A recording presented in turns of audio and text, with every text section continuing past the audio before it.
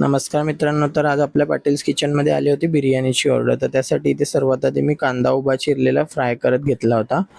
त्यानंतर chicken marinate करून ठेवलेलं, दही, अद्रक, लसूणची पेस्ट, बिर्याणी मसाला, चिकन मसाला, लाल तिखट, हळद, हिंग, धणा पावडर, मीठ असे सगळे सुके मसाले आणि लिंबाचा रस लावून मॅरिनेट केलेलं. तर इथे तांदूळ पण अर्धा तास मी भिजत ठेवलेला, बासमती राईस. कांदा फ्राय करून झालेला आहे, त्याच्यामध्ये आता मी चिकन घातलेलं मॅरिनेट केलेलं. त्यात टोमॅटोची प्युरीसुद्धा घातली मी. इथे तांदूळ शिजत ठेवलेला आहे. तांदूळ अर्धवट शिजला की चाळणीवरती आपल्याला गाळून सगळं पाणी काढून घ्यायचं आहे.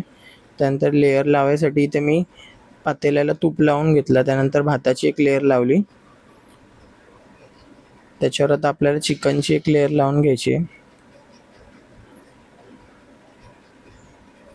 चिकनची लेयर लावून झाली का परत एकदा आपल्याला त्या भाताची लेयर लावायची आहे. आणि इथे थोडा मी कांदा तळलेला आणि कोथिंबीर पण घातली आहे.